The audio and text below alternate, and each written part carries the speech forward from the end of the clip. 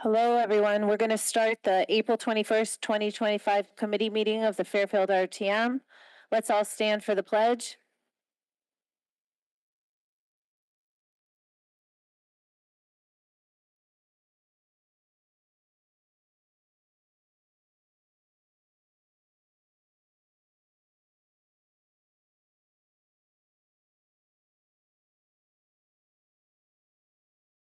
Thank you.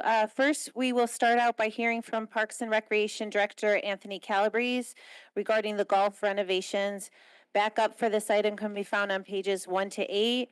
This is agenda item 3. We were provided with a presentation on this item at our March committee meeting, but this was postponed. And Mr. Calabrese is here to give us an update or any questions. Welcome back, Anthony. Thank you. Anthony Calabrese, Parks and Recreation. Happy to answer any questions. You guys all have heard this report, have seen this report, and here to answer any questions for you. Are there any questions for Mr. Calabrese? Did I see you raise your hand? Anyone over there? I thought I saw. Oh, Representative Brock. Anthony, thanks for being here. Dave Rock, District 2. Are there, I know that for the most part, the cart paths are in major disrepair, and I play that course. It's horrible, and you know, you just drive on the grass because the cart paths are so bad in some spaces. Is the and I understand the USGA is recommending 8-foot wide paths. Many of the paths that are there right now that are in good shape are about 6 foot wide. And is there any consideration to maybe keep the ones that are 6 and only replace, you know, the really bad sections with 8 foot wide, and maybe do this in a 2-step? Yeah, so that has been evaluated. Anywhere where there's new paths that meet the 8-foot spec, those will stay. There are 8-foot sections now that are brand new or put in within the last year or two. If there are 6-foot ones, they would just be added to make them 8 foot to meet the standard. But anywhere that we can save money, we plan to. So that's where we're reusing some of the current paths that are there that were done in the last year or two. And just to follow up on that, I understand that this is not in the 1.5, and I brought this up before. There's a severe hazard looming at the driving range with errant balls, and this is not here, but I needed to put this on record because somebody's going to get hurt. Noted. Thank you. Thank you. Any other questions? Representative Georgiadis. Drew Georgiadis, District 9. I was up at the range 2 weeks ago, and it looks good. I'm going to follow up with you about the heaters, though, because I've gotten some feedback where the wind does make them less than efficient. But I wanted to thank you for the additional information that we were waiting for regarding what the cart paths were going to be made out of. I was hopeful for something slightly more environmental, but after reading the information, I agree that sadly the asphalt is probably the best option. Is that what the determination you came to? Yes, that's the same determination that we came to. Concrete would be ideal, but way too expensive. Thank you. Thank you, Representative Shea. You weren't here last time, so we've switched back to the buttons. Yes, I forgot. Thank you, Madam Moderator. Chris Shea, District 2. Mr. Calabrese, I just wanted to find out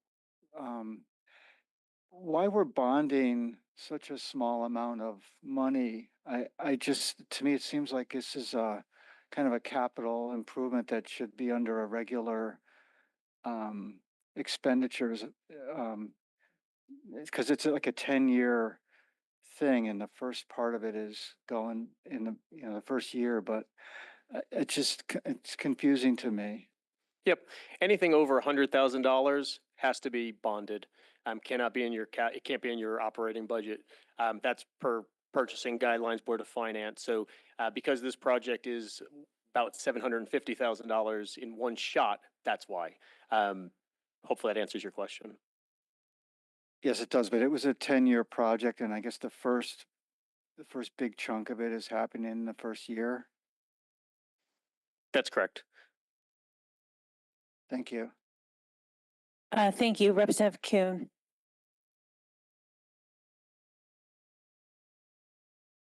Representative Kuhn is muted. There you go. Okay. Anthony, John Keane, District 7. At what point in the process did you guys consider alternative materials? After you brought it up, we looked into it.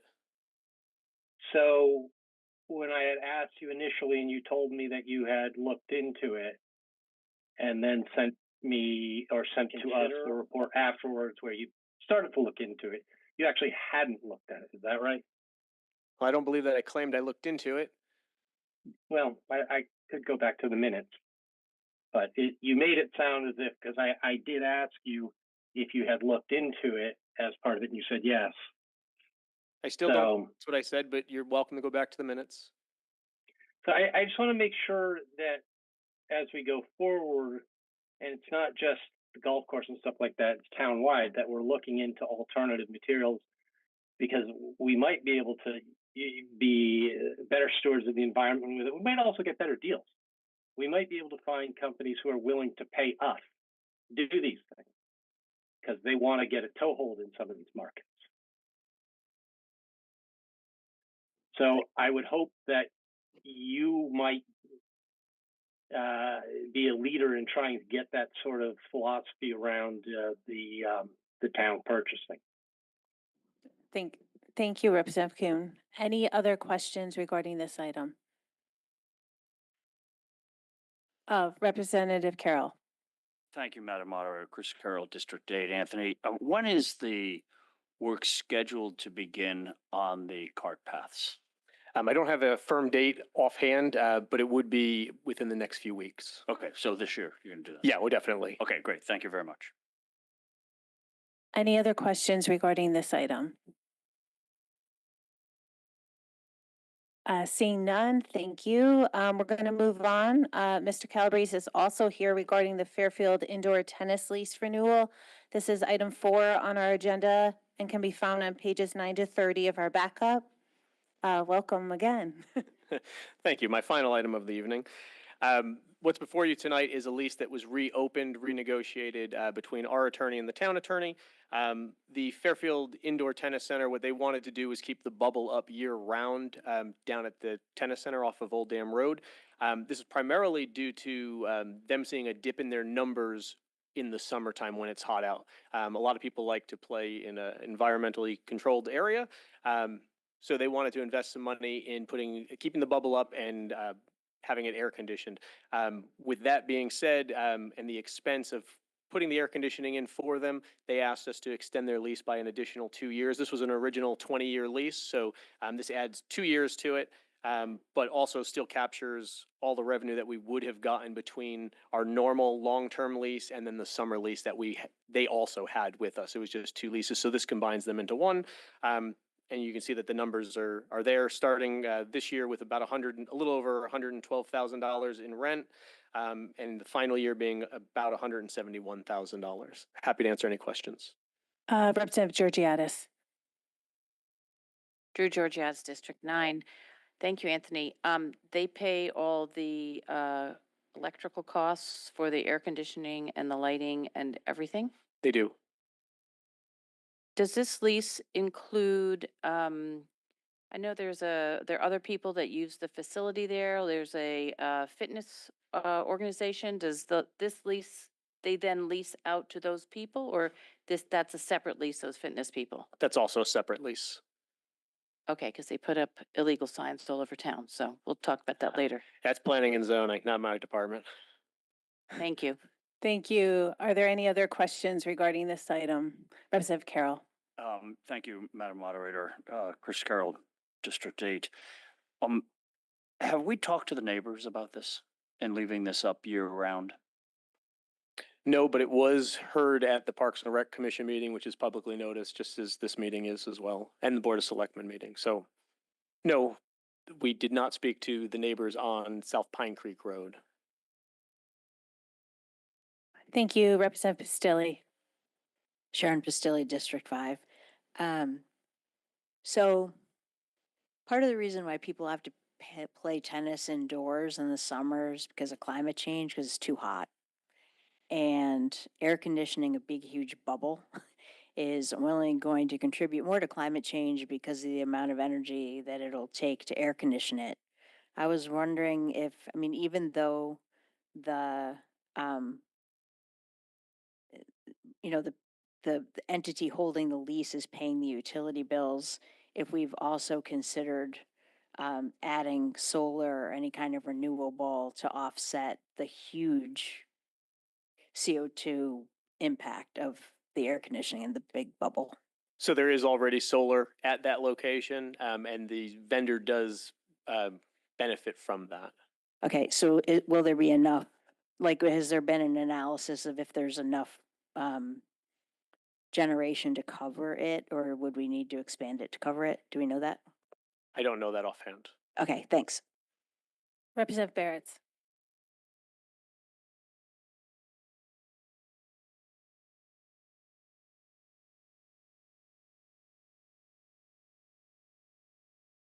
Steve Barrett's District 7. Anthony, the actual bubble itself, is that owned by the leasor, leasee? It is owned by them. Okay, so any kind of additional repairs that might be needed for more exposure to the elements, that will be 100% on them. That's all on them. They also handle the taking it down and putting it up every year as well. Okay, thank you. You're welcome. Representative Astorita. Thank you, Madam Moderator. Ken Astorita, District 1. Anthony, so the town is putting in the air conditioning unit or the? The vendor is putting it in. Okay, Yeah. all right, that's what I just want to make sure. Thank you. You're welcome. Any other questions regarding this item? No. Anyone that hasn't asked already? Representative Juniak. Thank you, Madam Moderator. Eric Druniak, District 6. So you said that, I guess it was the lessee's idea to basically convert to all year indoor. And because I mean, I play there year round, few times a week, and kind of surprised that they saw so much interest in people playing there indoor. I mean, frankly, I think a lot of the reason people don't play there is that you can play for free on the, Parks and Rec courts. So did they give you any data or any kind of like the backup for that claim? We didn't ask for any, but if it's on their dime, so we didn't see any harm in it. They have the lease all year round, indoor and in this, indoor and then the summer lease. So if he's saying his business is struggling in the summer because people aren't playing because of the temperature, we believe him. All right, thank you. Thank you. Any other questions that haven't asked? Any other questions regarding this item? Thank you, Anthony. We appreciate it. Just look to our consent calendar to make sure that we do have one tonight and that you're on it or not. Thank you. Thank you. Moving on, I'm going to turn the moderator position over to the deputy moderator for this item, which is agenda item 5. Okay, agenda item 5, there wasn't backup submitted, but there is under additional documents online, under legal notices, you can find some information related. This was submitted by Representative Steele and Representative McClote, and so want to see if you had anything to present on the item that's not already included, listed on the agenda.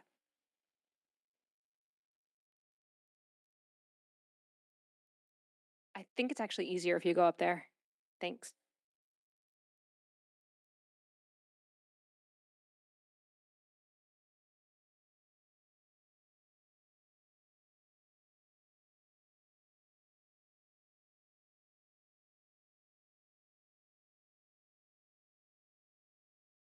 Hi, everybody.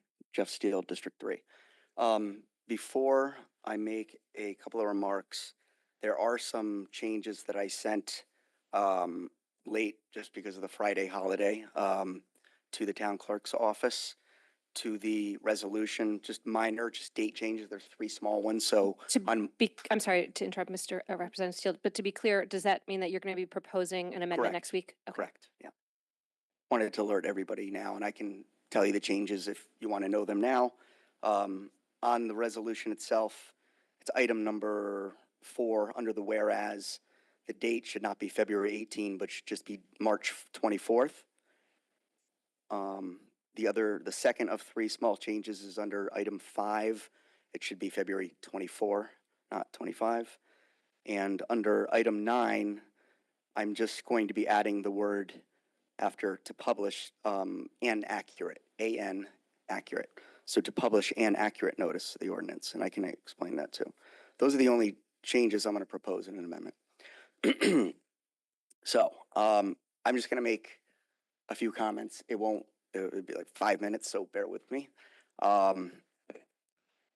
So this proposed resolution is to rescind the decision to dissolve the parking authority, whose primary responsibility is to the permit holders and other users of the Fairfield and Southport train stations.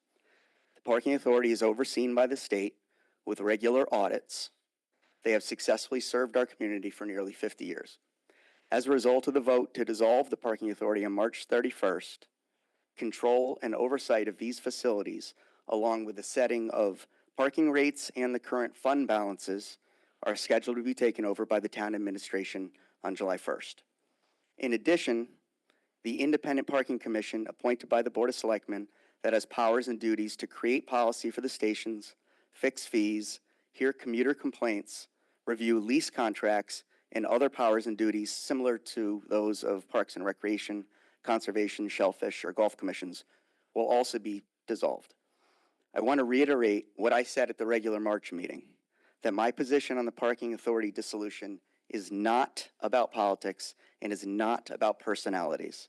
Representative Steele, I just want to make sure that we're focused on the resolution, which is procedural in nature. Yeah, which some may think. In fact, this I'm mentioning too, this is part of my presentation on the resolution, which I think I have a right to go through. This is actually a nonpartisan issue as demonstrated by the involvement of the nonpartisan Fairfielders for Good Government. Because we have already discussed and debated the advantages and disadvantages of dissolving the parking authority and moving it into the town structure, this resolution does not address the merits or lack thereof of keeping the parking authority as an independent enterprise fund. Instead, it focuses on the process that led to its repeal. So, again, addressing the resolution. This first step of that process was to amend an existing ordinance. As you all can appreciate, creating, amending, and dissolving an ordinance should never be taken lightly or rushed through except in times of emergencies, as ordinances are effectively the laws of our town. That is why the rules to regulate, which are in the town code, require a proposed ordinance to be listed on the warning for 3 consecutive months, 2 of which put the issues in front of the whole body for discussion. This process is in place to ensure that members and committees have the opportunity to hear presentations, request additional information, give thoughtful consideration, and have productive debate on the issue. Equally important, it also provides the opportunity for members to hear from the public. When the process doesn't play out or the time frame is considered or condensed unnecessarily and items are sped through the process, there is a good likelihood that the RTM can make a decision without full information or input from the public in the impacted organization itself. We were told the reason the timeline was shortened was so the financials could be included in the budget, yet the book itself did not have the expenses listed. This accelerated process was made all the more perplexing because the RTM was told at the February meeting that the administration had considered making the parking authority a town department as far back as 8 months ago. So there certainly was sufficient time to do this without rushing it through in a shortened process. Incorporating the parking authority into the town entails not just amending the existing vehicles and traffic ordinance, which we did, but then also requires creating a new department proposed by the Board of Selectmen and approved by the RTM, after which a new lease then has to be negotiated with the Connecticut Department of Transportation. This takes some time. Government takes time. This rushed process and why this resolution is in place has led to several negative outcomes, including multiple procedural deficiencies based on the charter and the RTM's rules to regulate, from improper notice, missing referrals, and vague or incomplete motions, to critical deadlines being miscommunicated and meeting minutes going unrecorded.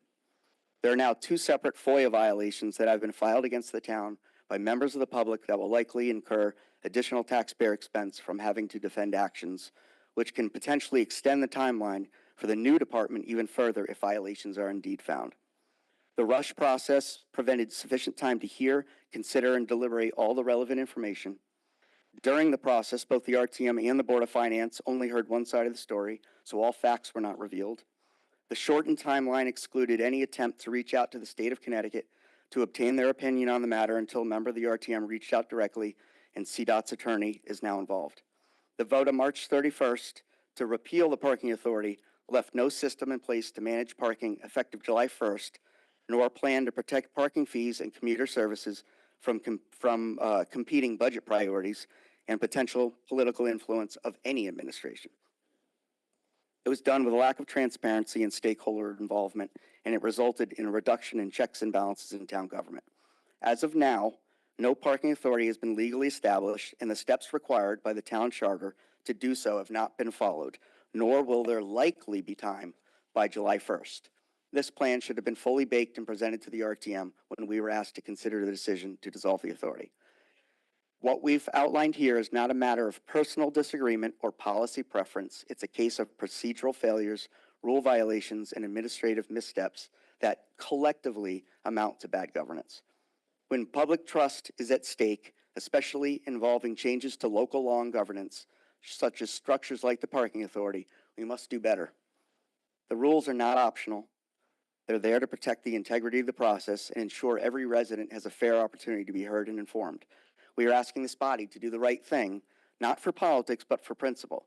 Let's not repeat the mistakes of a rush process, unclear authority, and inadequate public notice. Instead, let's take this opportunity to pause, reset, and do it the right way.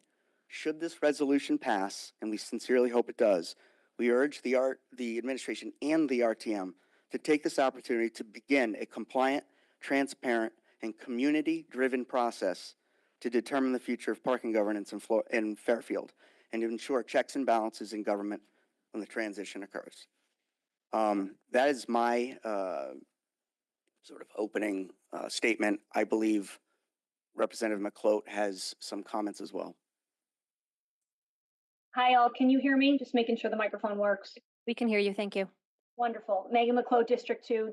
Obviously, I'm going to echo or expand upon a few of the things that Representative Steele already identified. I know this body is very familiar with the process argument, and I know many of you heard me discuss it at length at the last meeting when it came up.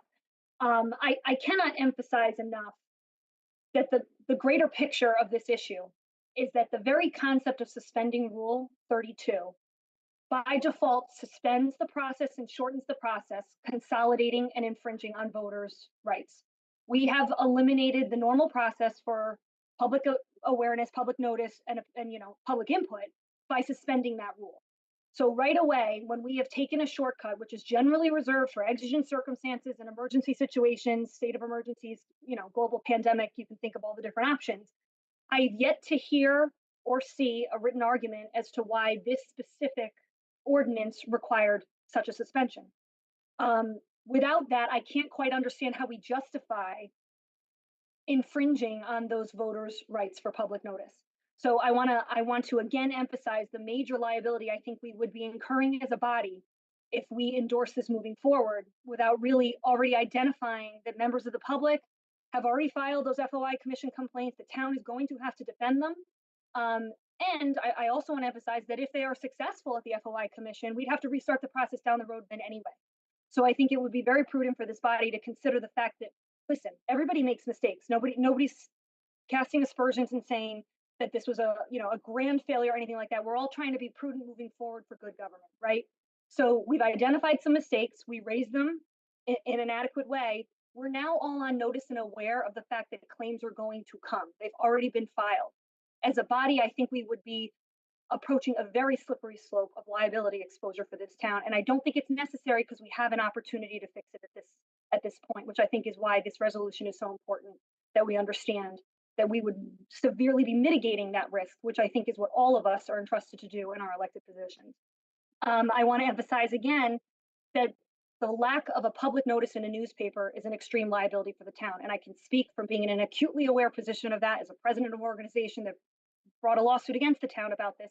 It cost 6 years of litigation for the town just because something wasn't properly noticed in the newspaper. It may sound frivolous to some, it may sound like a very minor issue, but when you already see that we have identified 10 different rule violations or missteps, taken in conjunction all together, it's a severe impact on voter disenfranchisement, and it's a severe impact on our inability to make sure we're protecting the rights of all of our constituents.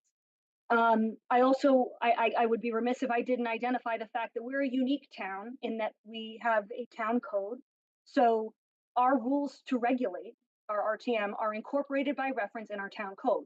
A violation of our town code is not just simply a violation of the rules to regulate or another violation of the charter. It is actually a violation of the law of this town. As a legislative body, we would be on notice that we are continuing a violation of that law. And I think that is a tremendous issue that we need to really discuss. Last but not least, I want everybody to weigh and balance the impact that if a resolution like we hope tonight is passed, we would be shortcutting what might be an eventual impact of a successful meritorious claim at the FOI Commission. 2 independent constituents have already filed similar claims of the same issue. If the FOI Commission agrees with their claims, which it is the opinion of Representative Steele and I and the rest of the caucus that it will be meritorious, we would have to restart at that point, which could be months, if not years down the road by the time the FOI Commission starts it. So this is a kind of a critical precipice in time where we have the opportunity to recognize a couple missteps were made. We need to really restart the process, but let's not delay any longer by waiting till the FOI Commission may overturn. That's all I have to add at this point. Representative Steele, I'll send it back to you. I know you're in the room, so it's easier for you to tell if there's going to be questions or anything. Thank you. Representative Steele, anything else? I have nothing else to add at this time. Okay, thank you. Can you make sure to send me a redlined version of the changes that you're proposing for next week so it can be added in the backup? And I apologize. I had not copied the moderator earlier, so I made that apology. We'll open it up to questions. Representative Spalier. Thank you, Marcy Spoliar, District 4. Thank you, Madam Deputy Moderator. Through you to Attorney Pierce, I have several questions.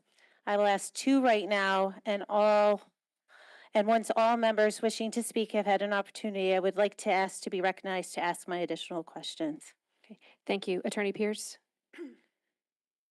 Go ahead, Representative Spalier. Thank you. My first question, did LMA legally add the amendments to the Vehicles and Traffic Ordinance regarding repeal of the parking authority to their agenda on 2/18? Yes, I believe they did. Thank you. Question number 2, is there any rule pertaining to RTM joint committee presentations regarding meeting ending times? So there is an RTM rule that relates to the meeting, and in that rule it refers to votes being taken. My interpretation of that rule is that it applies to the regular meetings and it does not apply to committee meetings, and therefore it does not apply to joint committee presentations. I know that you're looking at the rules to regulate. The body could certainly decide to change that rule, but my interpretation of that rule is that it only applies to the regular voting meetings. Thank you. Thank you. Any other questions? First Selectman Gerber, did you have your hand up before?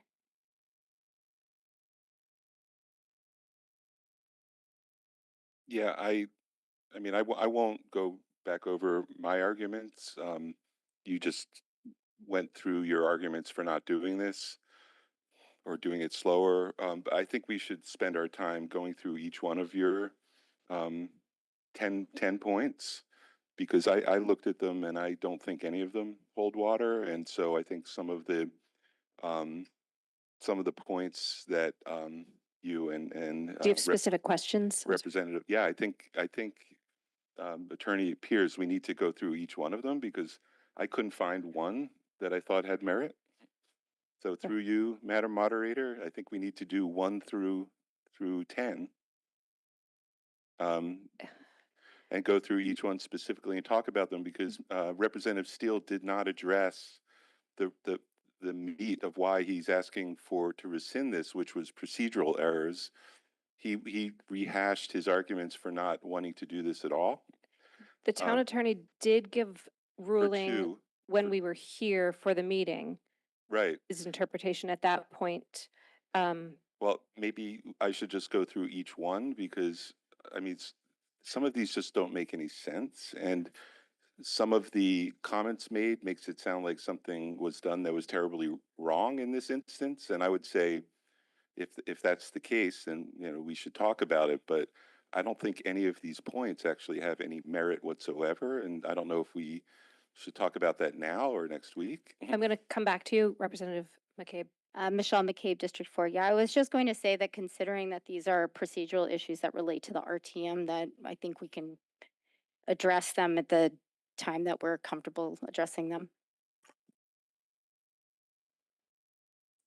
Well, then, since Representative Steele sort of rehashed his argument for why, you know, he thinks this is a mistake, I would like to just make the point that I've been disheartened and a bit shocked by how little people seem to care about the issues with the management of the parking authority, that the parking authority was not acting in accordance with its own bylaws, was not acting in accordance with its leases. I want to be clear that we're focusing on the procedural issues and not the merits of the parking authority itself. Okay, but Representative Steele was not focusing on the procedural issues. Can I So I think respond we to that? should actually then go through the procedural points one by one.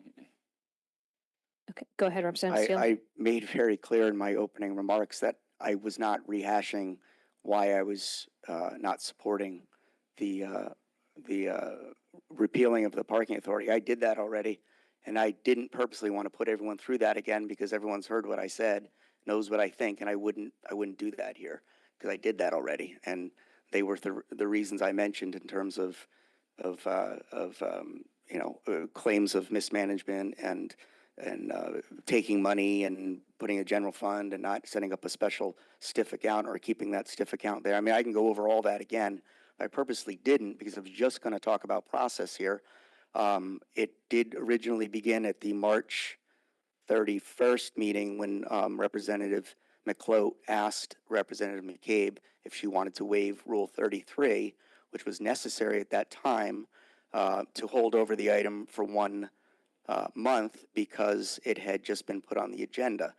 And that then led to other findings in terms of process and procedure, which maybe some seem trivial, and I understand that perception. It's collectively, there were a number of missteps. And there were ones that were probably more egregious than others. I don't think any were purposeful or intentional. Things happen, as Representative McCloat said. And I just think we need to rethink, not just because there are some FOIA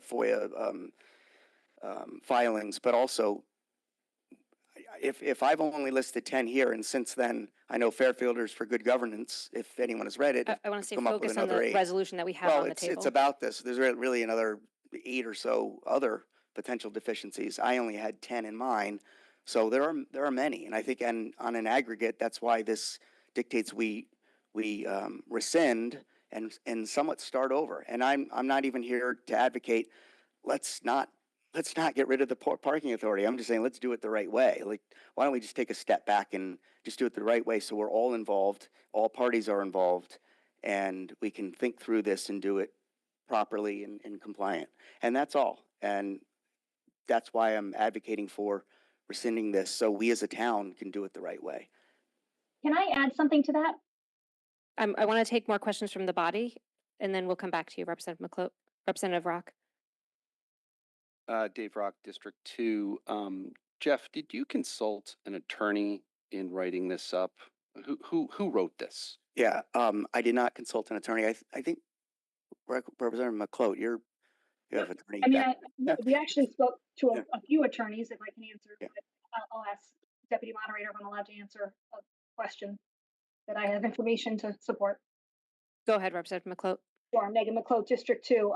There were a lot of people consulted in this for sure, and I'm going to somewhat answer the question I was preparing to answer from Selectman Gerber. I'd like an answer to my question first. Oh, I'm sorry. I thought Representative McCloat was answering your question. Yes, attorneys were consulted. Yes. I'm sorry if that wasn't clear. And I think there's a major misconception about the fact that people feel that this is a an issue about the parking Hold on, authority. I'm sorry, Representative McClo. I apologize. I thought Representative McClo was answering Representative Rock's question. Can you repeat your question, Representative Rock? I would like to know if this was written by an attorney and if an attorney was paid to write this. Absolutely not. No. Okay. Thank you. Representative McClo. So as I was saying, I think there's a general misconception that this specifically has to do with the parking authority. And I cannot emphasize enough, it's about the process. It would have the same application regardless of what department or what independent authority or any other business that comes before this body. It's the violation of the rules to regulate that is the substance of this resolution. The fact, as Representative Steele said, nobody's actually even ready to say whether or not we're getting to the merits of the parking authority argument, as much as this resolution is all about the procedural flaws of the rules to regulate, which to First Selectman Gerber's request, I think both Representative Steele and I are prepared to go through one by one. It really has nothing to do with the merits of the parking authority. In fact, I will say on behalf of myself, I'm not even certain I disagree with the concept of disbanding the parking authority. What I do disagree with, and I emphasized this at the last meeting, is I do adamantly disagree with abusing and circumventing rules just to try to fast track a process, regardless of what impact it has on what department or any issue before this body. Thank you. I want to see if there's other questions from members of the body. Okay. Representative Spolier. Thank you. Bear with me. I have a number of them. Question 3. Were any rules broke? This is again, I'm sorry, Madam Deputy Moderator, through you to Attorney Pierce for all these questions. Attorney Pierce. Thank you. Marcy Spolier, District 4. Were any rules broken in discussing the matter at our regular February 24th, 2025 meeting? No. Thank you. Is there any protocol or history for taking minutes at our joint committee presentations? So this body, going back to when it started having joint committee presentations, I don't believe has ever taken minutes of those meetings. I believe it was Representative Steele that started the practice of the joint committee presentations, which I think was, this is not related, but I think that was one of the best changes that was made at this body, was consolidating the committee presentations. And then they were further consolidated, so there's this one meeting. So what the RTM has historically done is kept meeting minutes of the committee meetings, which is where the votes are taken, which is really what is significant, where the votes are taken. The RTM could, if it chooses, start keeping minutes of these meetings, but those minutes would not be necessarily a transcript. They would be start time and end time, really, because no votes are taken in these meetings. So my understanding, and from my own experience as an RTM member, is that minutes have never been taken at the RTM joint committee presentations, at least going back to 2013 and probably earlier. Thank you. And then was the RTM's vote invalid because the committees did not meet and vote after the joint committee presentations? No. Thank you. Was Rule 33 violated during this process? No, Rule 33 was not violated. Thank you. Were any rules of the Freedom of Information Act ignored in this process? No, I don't believe any Freedom of Information Act laws were violated. Were any rules of the rules to regulate, charter, or Robert's rules, to your knowledge, violated during this process? No. Thank you. And last question, I believe in your legal opinion, did what we do by repealing the traffic authority, are we in violation in any way with the administration creating this as a department, or any, how they're going to run it in the future? What's your legal opinion on that? No, so, and I gave an opinion and presented it to the Board of Finance. I think it was probably at one of their February meetings on a similar issue. It's the same charter provision. It's not related to the parking authority specifically, but there's a provision in the town charter, 6.1 G1, and it involves reorganization of departments. Now that charter provision only is mandatory where you are reorganizing a charter department. So the example that is one of the things that memo, which I'll forward to the moderator, looked at was the Parks Department. In our town charter, maintenance of town parks is specifically within the scope of the jurisdiction of the Department of Public Works. So transferring that to a new department out of Public Works requires that you follow 6.1 G1. The Parking Authority is not a charter body. It exists by virtue of ordinance. So there's no requirement that the provisions of 6.1 G1 be followed to vest that authority with a new department in the town. Thank you. I think that's all my questions. My only comment would be through you to First Selectman Gerber. I think all these questions address the line items, and I don't feel we need to go through them line by line, but that's just my opinion. Thank you. Thank you. First Selectman Gerber. Yeah, that's what I was hoping, is that we would go through the individual issues. And so I'm really concerned. I've never seen a resolution or motion where that, members of this body may be forced to vote something down that has in somewhat inflammatory language in it that's false. So I don't think, I think this is really unfair to the body for someone who's looking to vote against it to say they're voting against, somebody decided incorrectly that this is a violation of a rule and they wrote it that way. And if they vote against it, they're voting something against something. It looks like they're voting to support a violation of the rule when it isn't. So I'm not sure how you deal with that on this body. I think it's really bad practice, and I think it's bad form. I've never seen it before, I don't think, so I don't know, like, can we amend this to, amend the wording in the resolution? I guess on the floor, maybe we should, to amend all, the falsehoods in this. Thank you. Any member can certainly propose amendments next week. Representative Leguzak.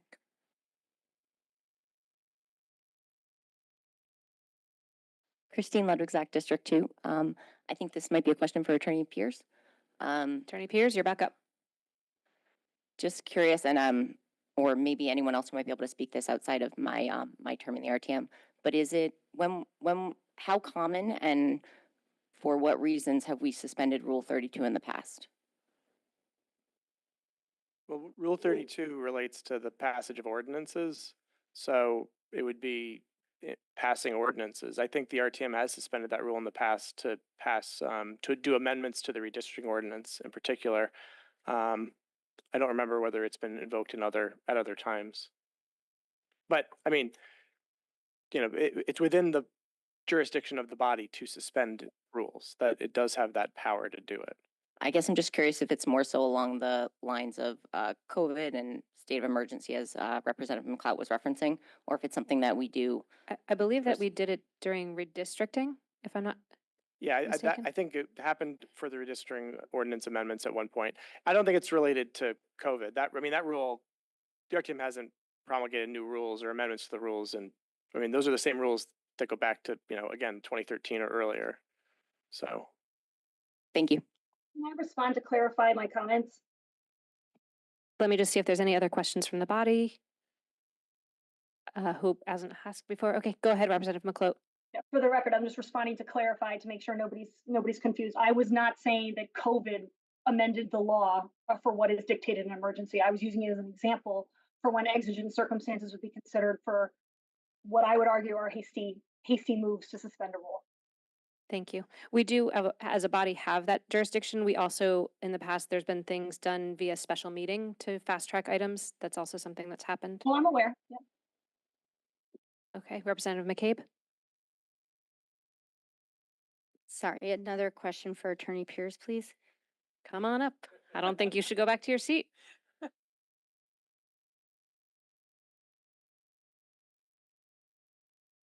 Michelle McCabe, District 4. Attorney Pierce, I believe in the rules to regulate, it's Rule 37 that gives us the power to suspend Rule 32. I'm just curious if there's any requirement short of the 2/3 vote in order to exercise Rule 37 to suspend 32.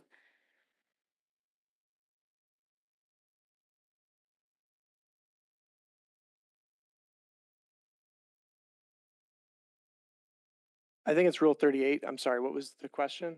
My question is there anything other than a 2/3 vote that that is a requirement to meet in order to suspend the rule? No, that's the only requirement. Thank you. Thank you. Any other questions from the body? Representative Pistilli. Through you, Deputy Moderator, to Representative Steele. I have a question. You had mentioned that you sent your amendments to this to the town clerk directly on Friday. Wouldn't it be following proper procedure to send this through the moderator and not straight to the town clerk? There's no specific written procedure or rule. I send it to the town clerk specifically, and deputy town clerk so that they could expedite getting this on the warning. It was, I already told the moderator that I should have copied her. It was no other goal than just to get it expedited. And then Friday came on and I had some changes to it, which I just read to you, which I'll have to do through amendment because I didn't get it on early enough. I just wanted to point out the irony of not following the rules about not following the rules. Yeah. And also the late Friday, because many of it's- these amendments come very, very late where we don't have There's time no to rule react to though. them. Representative Pistilli, It's there is happened no time rule. and time again. and There's no so- rule. There's not a rule that states that. So thank you for the question, but there is no rule that says I have to go through the moderator. That's another issue. And I apologize that I didn't do it out of courtesy, but there's not a rule that says I have to. Thank you. Any other questions from the body? Oh, Representative Zezima.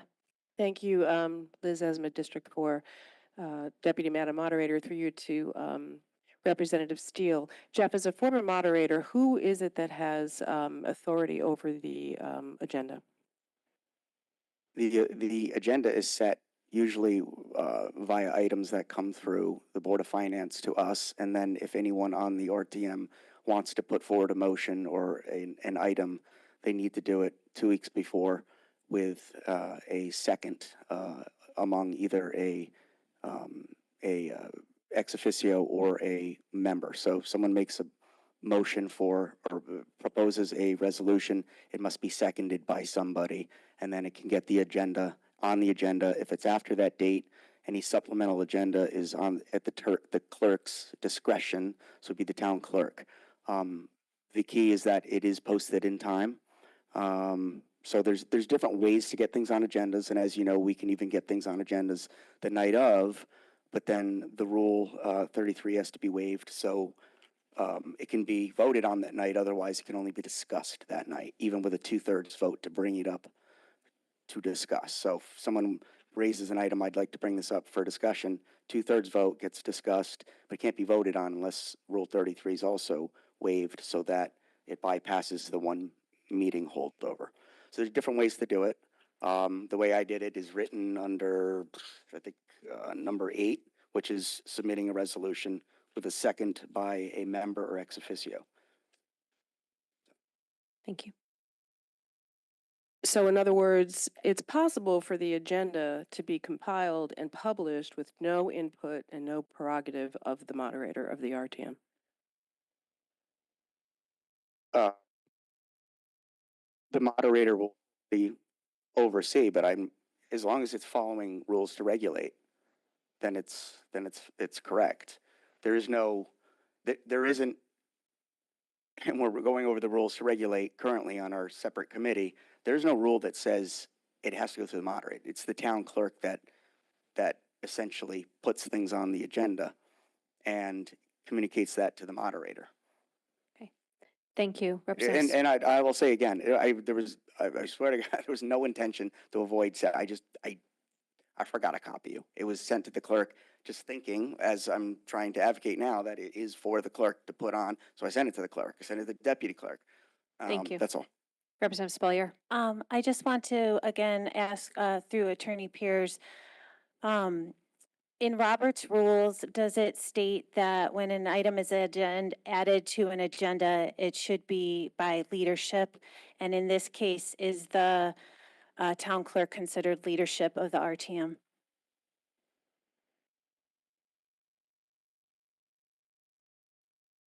So Robert's rules would say that the chair sets the proposed agenda for the meeting. The moderator serves as the chair. Robert's rules also say the agenda is set by the meeting at the beginning of the meeting, which most bodies don't follow that. The town clerk is not, is an ex officio member of the RTM, but does not assume a political or parliamentary position of leadership on the body. Thank you. And I just also would like to comment that Representative Steele did that twice.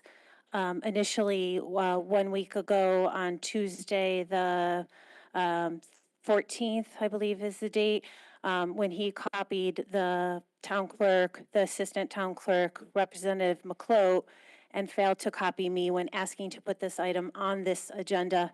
I gave him the courtesy of adding it to the agenda, as by the time it got to me, it was within the 14 days. Thank you. Thank you. Representative Rock. Dave Rock, District 2. I have a question for Attorney Pierce. Phil, I don't know why you keep going back there.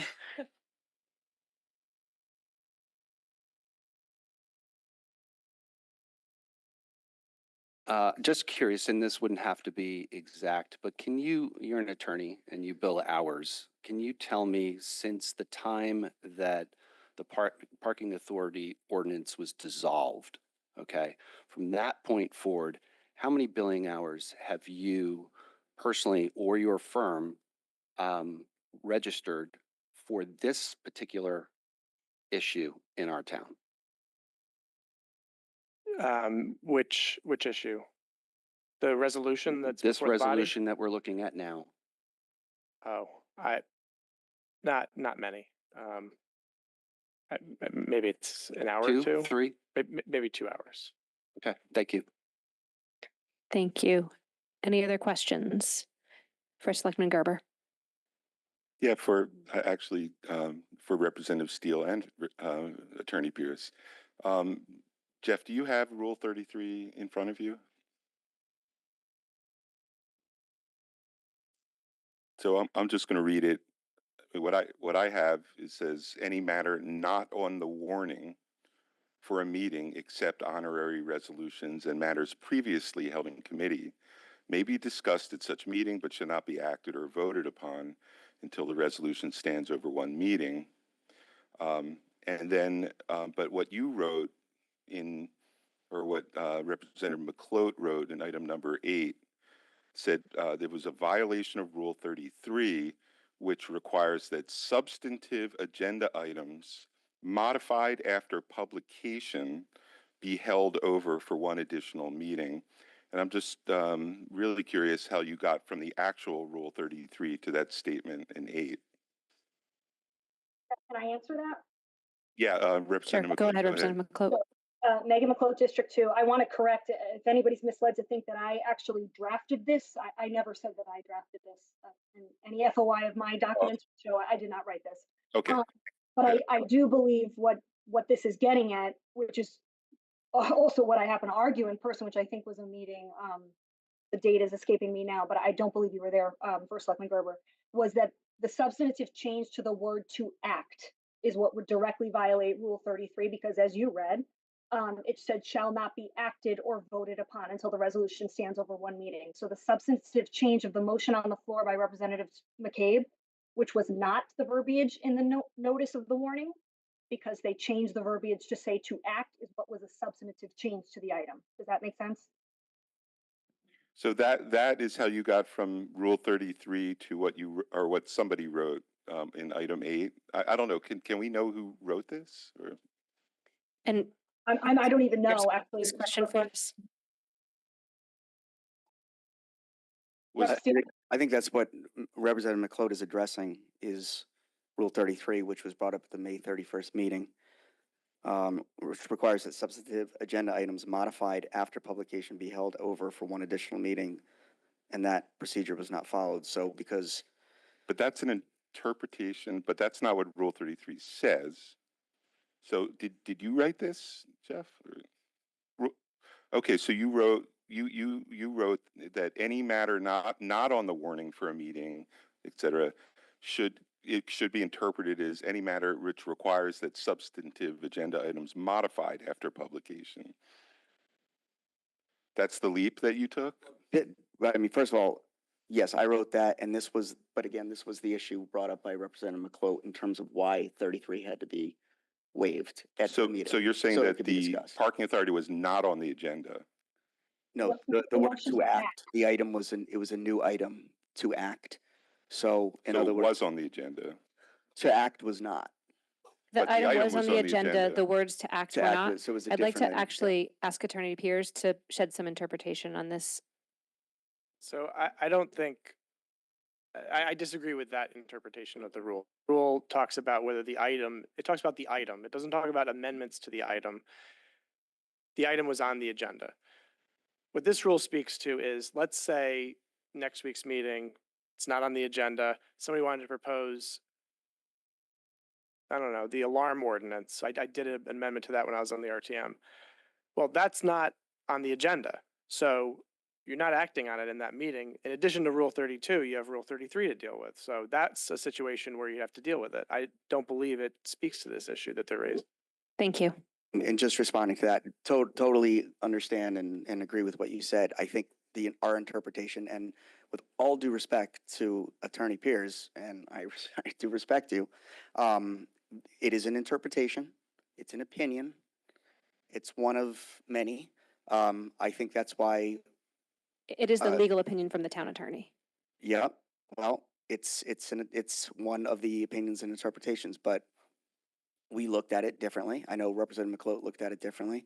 You know, the purpose of Rule 33, again, as Attorney Pierce said, is if anything comes up that may have been stuck in committee and someone's trying to keep it in committee, or for the very reason that it can't, if it's going to be discussed, it has to stand over for one meeting if it has not been on the agenda. But this is on the warning, and this doesn't qualify as a Rule 33.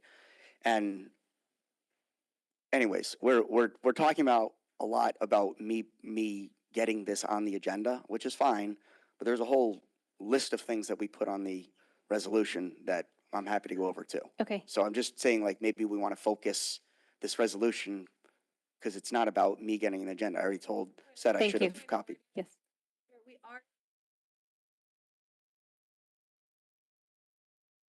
Sure, but what's Point of order, I didn't do my microphone.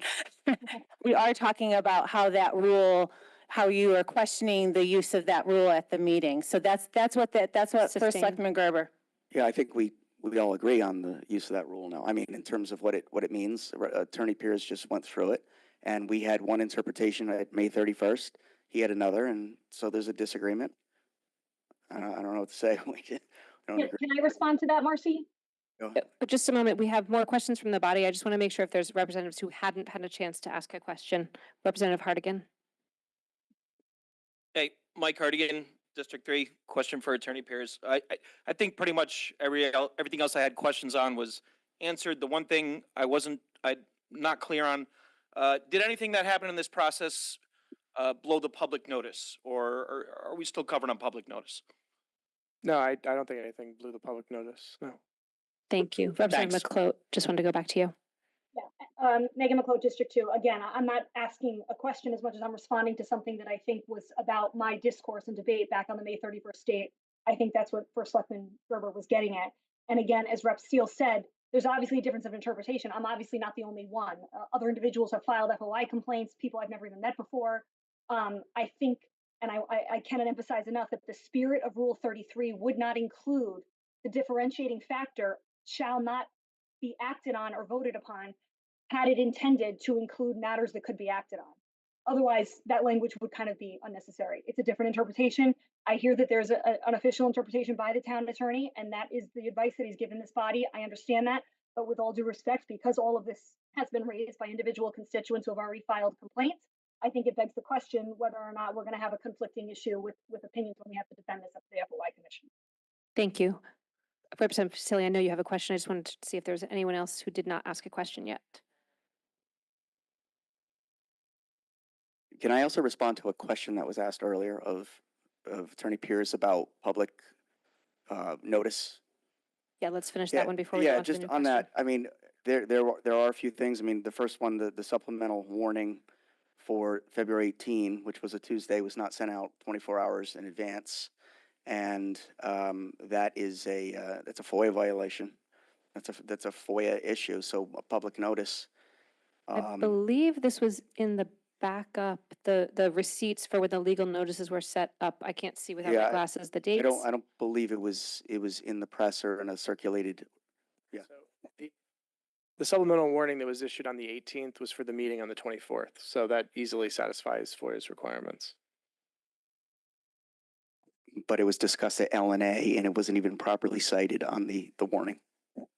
So LNA amended its committee agenda to add it to their agenda in the meeting to discuss it. LNA has the power to do that as a committee under FOIA. They did it with a 2/3 vote, which is what FOIA requires. I believe if it says to hear and consider, it has to be waived by the full body, Rule 32.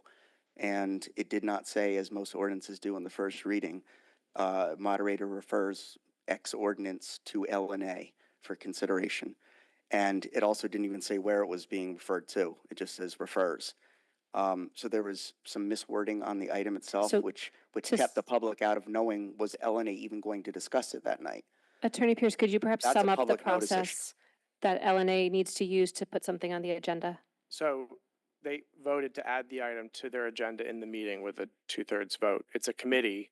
So if I actually didn't understand what was in the resolution, but if the argument is that the committee cannot act in committee on an item without waiving Rule 32, that is not dictated by FOIA or Rule 32. Okay, thank you. Representative Pistilli. Sharon Pistilli, District 5. I just wanted to make sure that I understand how the town operates. I have a few questions. Representative McCloat, are you an attorney? I'm sorry, Are you an attorney, Representative McCloat? Through you, for my position on this RTM. sorry, No, hold on a I don't second. represent. I misspoke. Through you, Deputy Madam Moderator, to Representative McCloat, are you an attorney? Not for this body, absolutely not. I'm a Okay, member of RTM. Deputy Madam Moderator, through you to Representative Steele, are you an attorney? No. Through you, Deputy Madam Moderator, to Attorney Pierce, who is the top legal officer of this town? I am. Thanks for the clarification. Thank you. There were just, again, in terms of public notice, there's just a couple other things that I think are important to know. By not waiving the rules for the night of the committee meeting in February, the item was able to was discussed till 12:30 that night. And members of the public, I mean, the rule has to be waived for committee meetings as well. Again, this might be an interpretation, but a committee meeting is governed by the rules to regulate, just like a full body meeting is governed. There's no voting items, true, but it's the same thing as any meeting. Any meeting has its bylaws, and that's the rules to regulate. If you're going to Point go of past, order, Attorney Pierce already answered this question for me that I asked earlier. okay, I'm just Thank saying you. there's other opinions, and it's the same thing as a full meeting. Thank you. Representative Estorita. The other and the last thing in terms of the public notice is on March 31st, when the word "to act" was added, there was no warning. I mean, public didn't know that it was going to be added to act. Again, point of order, this question has already been addressed. Thank you. It's addressing the Estorita. issue of public I'm gonna notice that was asked earlier. And I'm going to ask at this point, hold on one second, please. I'm going to ask at this point that we don't keep rehashing the same questions that have been answered. Representative Estorita has had his hand up, so I'd like to give him a chance to ask his question. With all due respect, Deputy Moderator, I was a co-sponsor of this, so I think all questions are directed at both of us. And actually, Representative Pacelli did ask a question of me directly, so I'd like the opportunity to respond to that before we move on to the next question. I apologize. I thought you had responded to that question. Well, what I want to do is respond on the record that it's really a point of order, that I think it's entirely irrelevant and that nobody should be mistaken the fact that anybody is questioning who is the highest legal authority in this town. If anybody has misinterpreted this resolution as being drafted and proposed on this agenda as an allegation that Attorney Pierce, who I personally have the utmost respect for, especially as a colleague in the legal field, is not the highest ranking legal official in this town, please make no mistake. I think it's actually quite inappropriate that the line of questioning was to accuse us that we did. I want to make that abundantly clear. So that is my response, again, almost as a point of order. Okay, thank you. Representative McClo, I want to make sure to actually go to a new question at this point. Representative Asterita. Thank you, Madam Deputy Moderator. Ken Asterita, District 1. My question is for Attorney Pierce. Phil, so just in your role as the Chief Legal Officer for the town, you issue opinions, correct? Yes. Right, not decrees, right? No. Right, so any opinion that you have could theoretically be litigated in court, correct? Yes. Yeah, theoretically. okay, thank you. Thank you. Representative Georgiadis. Drew Georgiadis, District 9. Through you, Madam Moderator, to Attorney Pierce, in my experience here on the RTM, having been elected in 2015, you and I served together on the RTM. You were moderator. You taught Robert Rules of Order. Could you outline, aside from your position as a lawyer, your knowledge of the town, of the RTM, so that we know exactly where you're coming from with all of this fantastic knowledge? Go ahead, Attorney Pierce. Well, so I served on the RTM for 6 years. I did one term as minority leader and then one term as moderator. I mean, that's really my town service was the 6 years. I believe you taught me the Robert Rules of Order. Is that correct? Well, I've done, yes. So I did trainings for the Democratic Caucus on Robert's Rules of Order and FOIA. And I've done that for both the as town attorney, I've done that for both the RTM and all of our boards and commissions. Thank you. Thank you for your service to the town as a volunteer. Thank you. Representative Zezima. Thank you, Deputy Madam Moderator, Liz Esma, District 4. I just want to address the questioning, the line of questioning about who is and isn't an attorney. As a longtime member of this body in good standing, I think most would agree, what this resolution represents to me is a series of accusations that this body willfully or wantonly broke the rules. And that includes the town clerk. So what matters to me is that in a case like that, this stands on some type of legal opinion for which we could say it could be put up against our town attorney for examination of whether or not a legal interpretation could be achieved. And we don't have that.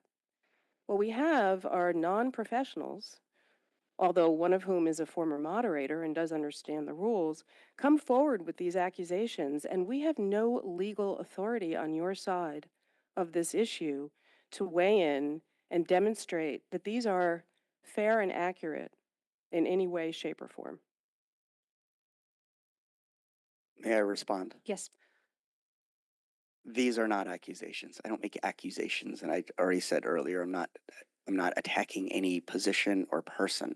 I'm making note that there were, and it's the best word to use, deficiencies, not violations, even though some are violations, and we haven't even really gone through all of these, but it is about the series of missteps that were not willfully made. I don't believe there was any intent or purposeful reason to do any of these. They were missteps, and they were missteps because this was a rushed process. And when you have a rushed process, mistakes can be made. And that's all this is. There were mistakes. There were missteps. Now, granted, there's a different opinion here, and I told you I respect Attorney Pierce, but when I bring up the items such as to act, and yes, this is part of my presentation, that's an important one, where the public did not know that it was going to be voted on. How could they attend that meeting? So I am not making accusations, I'm just making observations. I don't think I have to be an attorney to see that, and this is not about, calling out the town clerk, but the reality is, the date of the petition was incorrect. Is it consequential? I can't say if it was or wasn't, but it was done. There was not an accurate reading in the newspaper about the item because it was not crossed out, so the public didn't even know essentially what the ordinance was going to discuss. It just had to be crossed out like it was listed in the warning. These are little things that collectively and in the aggregate show a number of missteps that I believe lead to, hey, let's let's call this back to the starting position and redo it and do it together. Like I said, as a community, as a body, bring everyone involved, because there were many missteps, some worse than others, not purposeful, not willful, just some that are more egregious than others, that disenfranchises the public and gives them the opportunity to speak. No one's going to speak at 12 o'clock midnight on a weeknight. And if given proper notice, then they'll come and they'll voice their opinion. And I don't think we had that opportunity or gave that opportunity in full, as it should be, for an ordinance that carries over for 3 months. We almost tried to get this through in the first month. Not try, but it was talked about, and we did it in the second month. That's a whole month short of an ordinance that can permanently change a structure in town. And I think it takes more time to do that. There was no reason to rush this through. And I'm sorry, but I could only be led to believe that it's for money, for the budget. I want to That's stay, one of the stay reasons. focused So on the and I'm not procedural going to go into issues. that, but that's why, that was my line of thinking. But no, there's no I'm not accusing. If I Thank may, you. just a May one I, last. may I, oh, I just also wanted to respond. Excuse me, Representative I'm going to have McCloud. Representative Zezima finish her question, then Representative McCloud to respond. So as a voting member of this body, if you wanted to earn my support for this, let me tell you what's missing. Legal authority. The only legal authority here is sitting next to you and has already determined that each one of these is invalid, according to his legal knowledge, the rules, the charter, just about everything that it could be subjected to. So, so far, you are not presenting, and I don't speak for the caucus or the body, of course, but for me, if this were a court of law, you have absolutely nothing to earn my support for this. Thank you. I'm sorry to hear. It's cut and dry if something was printed correctly. That's not, I don't need to be an attorney to decide that. It's cut and dry if something was violating FOIA in terms of 24-hour notice. I don't need to be an attorney to do that. It was cut and dry to see I if just an wanna- item was not I properly feel like we're going noticed. around in circles, so I want to give Representative I'm McCloud just, an you don't have to be an opportunity. attorney for some of that. And I think Representative McCloud wanted to make a Yeah. comment, just to Right, that's answer what I that. was waiting to give her an Thank you. opportunity. Megan McCloud, District 2. I cannot say this emphatically enough. Nobody, and I mean nobody, who was involved, most specifically me and Representative Steele, in any of these concepts that are in this drafted resolution, had any allegation of willful or wanton misconduct. I take great exception to that. In fact, there's been tremendous, I don't think there's inflammatory language. There is, as you said, Representative Zezima, a difference of opinion. And I, for one, having worked closely with Attorney Pierce on different things, have the utmost respect for him as the chief legal officer of this town. I think he's an incredible attorney. I think he's very good at his job, and he comes to this body with a tremendous amount of knowledge. And he's a tremendous service to this town. That being said, I am sure, as the legal scholar he is, he would be the first to admit that the whole concept of legal rationale exists because of differences of opinions. That is why we have plaintiffs versus defendants in court. So now that you've mentioned the concept of whether or not this would hold up in court, I don't think myself or Representative Steele have had an adequate chance to actually go through the issues, as First Selectman Gerber very early on asked us to do, that perhaps might change your opinion. I do take great exception to what seems to be a very hostile line of questioning when I think all of us are charged as the legislative elected officials on this legislative body, none of whom have to be an attorney to sit on this body, I may add, but we take a tremendous responsibility on behalf of our constituents, over 60,000 of them, to help draft the law of this town. And we do so under tremendous support and guidance from the chief legal officer, who, again, I cannot emphasize enough, I have the utmost respect for. That does not mean that there might not be a difference of opinion, and to suggest that it's inflammatory and lacking legal authority and everything, I think is inappropriate. I think to give a chance to actually understand what some of the arguments are, and you may not agree at the end of the Hold day. on, Representative McCloud, there's a point of order on. Point of order, Deputy Madam Moderator. It's by calling the comments inflammatory is inappropriately accusing. I was just using the same word. Thank you. Thank you, Representative McCloud. I think we get a sense of how you're feeling on it. I'm going to turn it back over to the body just to see if there's questions that haven't been previously asked. Representative Carroll. Thank you, Deputy Madam Moderator. Through you, I guess to Representative Steele and McCloud.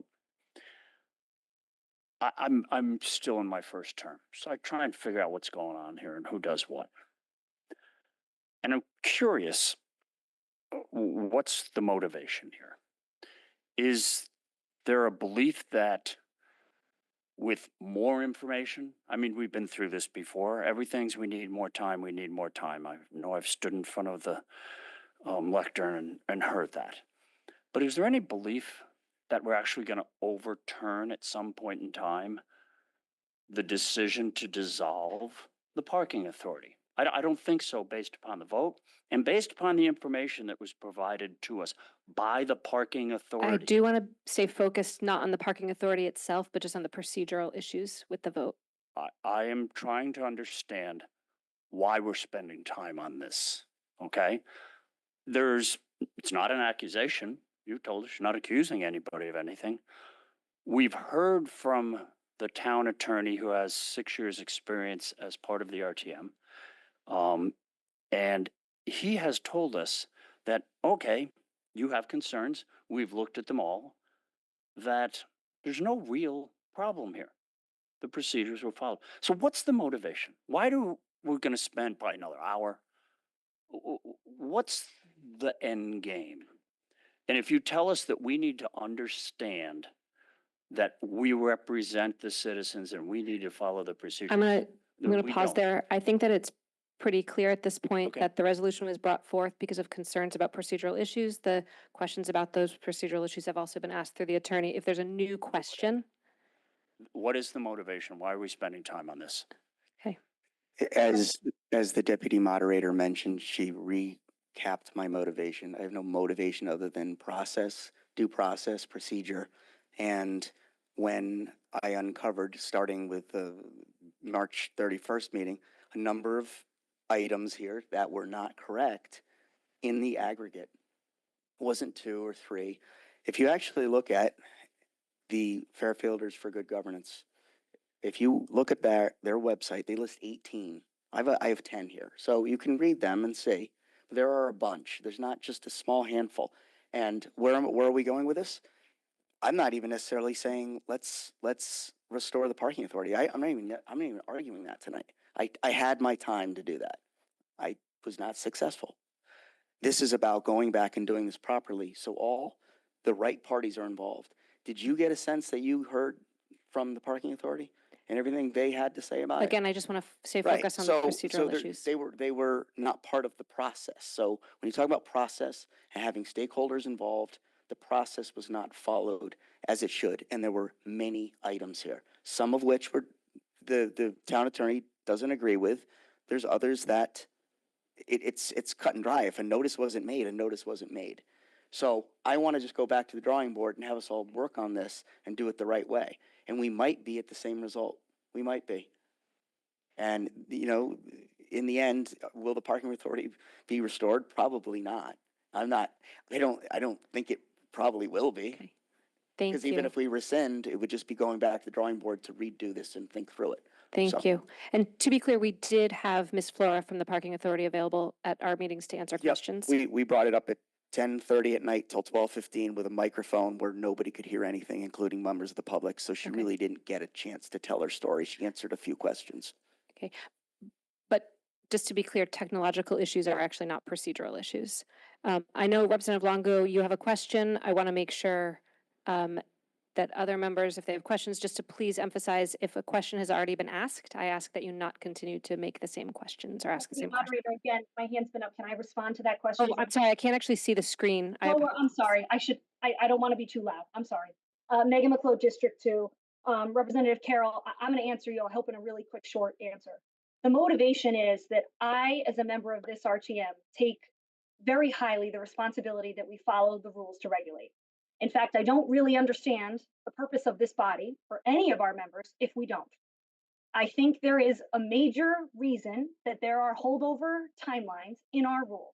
They've been that way for a long time, and perhaps they are going to change once our rules committee looks over them, and perhaps once we even get into charter revision. But at this time, the drafters of these rules insisted that there was holdover time for a reason. I can go back and ask Attorney Pearson his legal opinion why he thinks the holdover timelines exist. But there are rules for a reason, and if we don't follow them, I don't think we're doing the best service in our position in these elected roles. And I feel very strongly that rules exist for order. Rules exist for process, and that is why, if you recall, at the March 31st meeting, I abstained from even voting because I felt that it was an illegal motion on the table. That is what, at least my personal motivation is behind any involvement in this resolution. Thank you. Just, may I follow up to that, please? Because I just Is want to it- be clear on the record Okay, go ahead. that the town attorney has made it very clear the rules were not violated. Let's not lose that, Correct. okay? Accusations that they were violated have been told to us by the town attorney they Yes, weren't. the town attorney has, in his statements tonight, said that town rules have not been violated.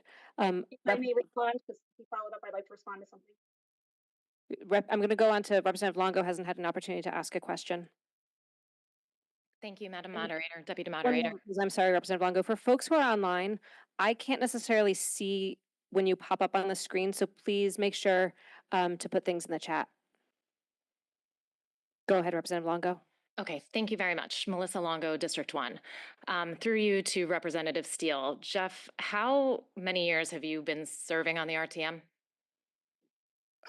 16, How many years were you moderator? 3.5.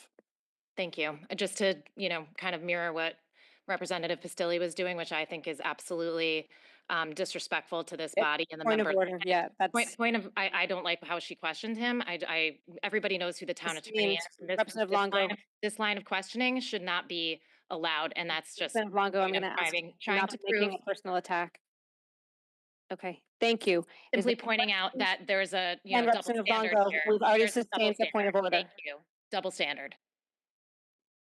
Okay, is there any questions?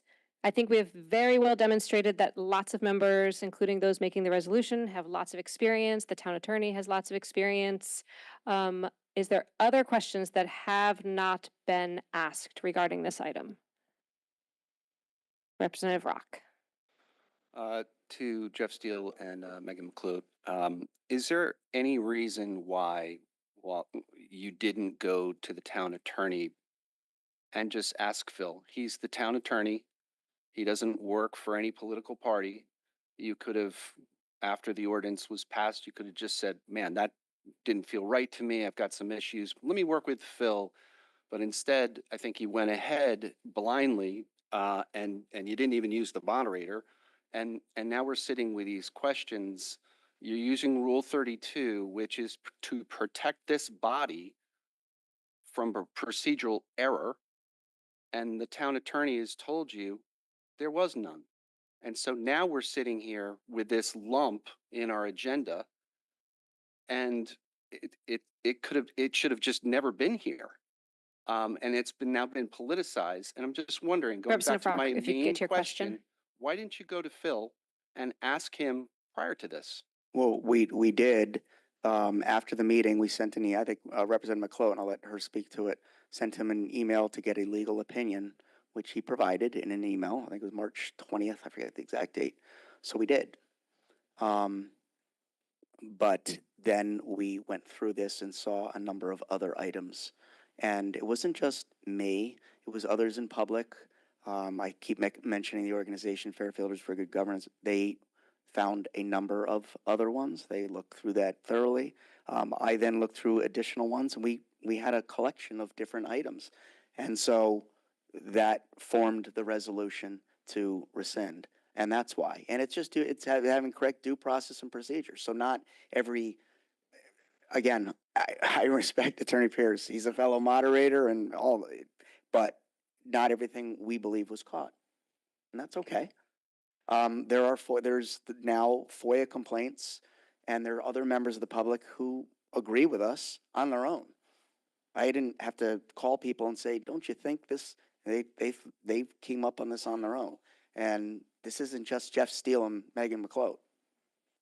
Jeff, I would just say, that there's good faith and bad faith, right? And in order for, this body to function correctly, this feels like a bad faith argument, because it wasn't. Again, that's not related to the sustained. Yeah, this has nothing to do with good and bad faith. It has to do with process and procedure. That's it. That's it. Respond?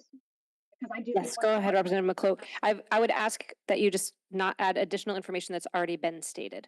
No, I'm going to correct misinformation that was just stated. I think it was alleged that we did Go not ahead. contact Attorney Pierce, and that we didn't even go through the moderator. I specifically did go through the moderator to contact Attorney Pierce. In fact, before I even had to do that, I directly asked Attorney Pierce, and I remember feeling somewhat guilty that I kept making him stand up at the March 31st meeting, because I went back and forth asking him to clarify whether or not there was any liability exposure, because what I had the opinion that there was a rule violation here.